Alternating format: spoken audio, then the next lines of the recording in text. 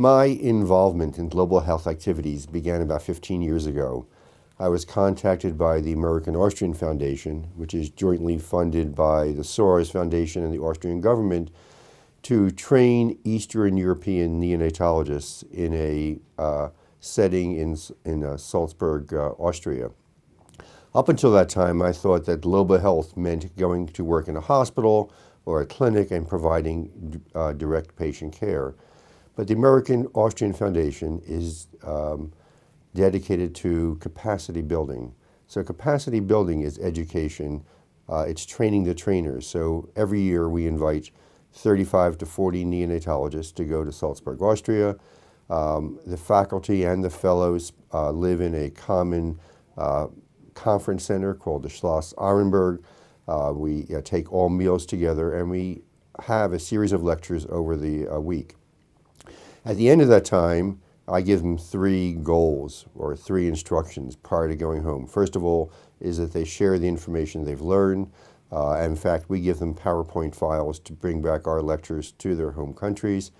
That they try to copy our teaching style. That's a major limitation to education in Eastern Europe, especially where the senior professor is thought to be the only source for accurate and new information.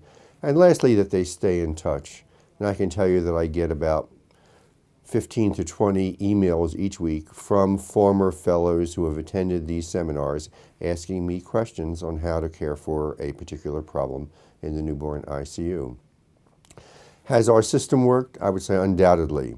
I have visited many of these countries over the past 15 years, all the way from Ulaanbaatar in Mongolia to Baku in Azerbaijan, and I can tell you that the quality of care, especially related to things we discuss at these seminars, has increased dramatically.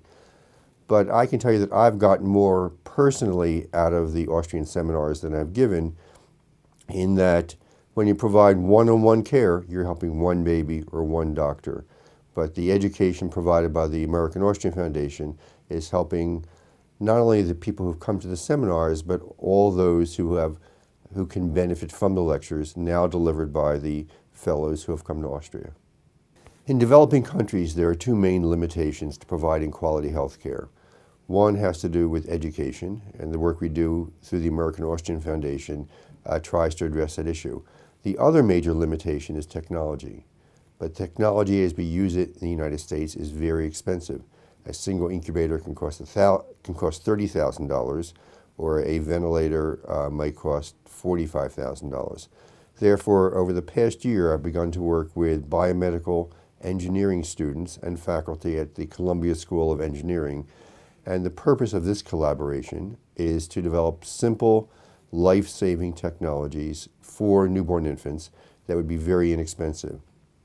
So where a monitor might be several $1,000s in the United States, they're trying to develop monitoring for infants in Uganda specifically that might cost $50 or $100.